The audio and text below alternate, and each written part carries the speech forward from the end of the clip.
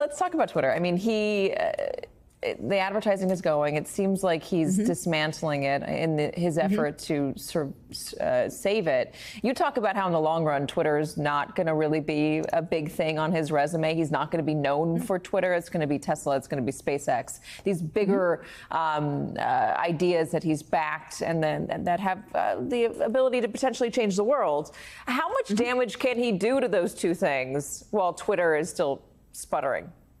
Well, he is doing damage. The Tesla stock is way down. Obviously, the government's worried about its reliance on SpaceX. The more he becomes a character in this national conversation about being a troll, that's a problem for him from a business point of view. You know, he's involved in ChatGPT. He's part of OpenAI, a very big part of it. So that's the next trend. And of course, he's involved in Starlink and Ukraine. This guy is everywhere. And so anything that happens at Twitter in the public light tends to tarnish the other stuff as he moves forward. I don't see any good coming out of it for him. Can I make a left turn and ask you about ChatGPT? Because I've been dying to talk about it. Sure, anytime. What is with the tech world and I guess humans' desire to innovate us out of necessity? I mean, you have necessity?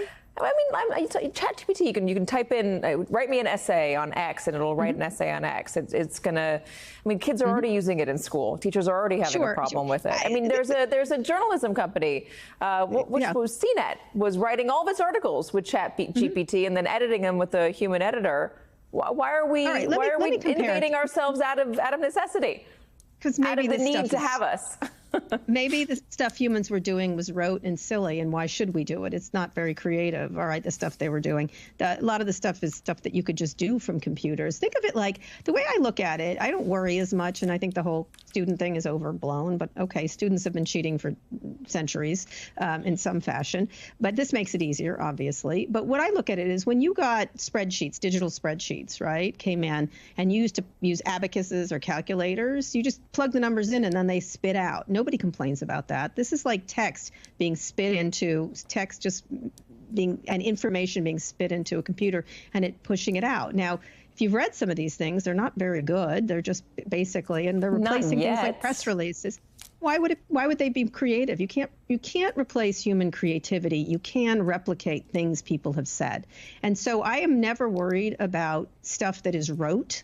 People shouldn't be doing accounting on calculators and abacuses anymore. They shouldn't, and they shouldn't be doing lots of things. And if you compare it more to automation, whether you like it or not, machines are better at making cars. Machines are better at canning tomatoes. And that's going to be the way it's going to be, no matter how you slice it. And this is another version of that. The question is, if you keep automating and you keep creating better technology to automate various industries that humans used to do, what do you do with all those people who are out of work?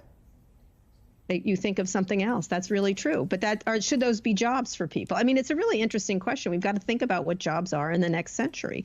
And one of the things I'm working on my book about Silicon Valley, my years there. And the first line of the book is everything that can be digitized will be digitized. And I think that is the case. Everything that can be digitized will be digitized, whether you like it or not. And so we'll have to be creative and figure out jobs that will not be digitize, and that's where we're going. Part of the argument for a universal basic income goes back to this. Yes, if jobs aren't going to exist, you're going to have to give people money to survive. Jobs otherwise we're all going to fall apart. You're not going to be replaced by Max Headroom. Don't worry about it. I don't know. He was a very charming and enigmatic guy. You'll be retired by then. Don't worry about it. You'll be retired.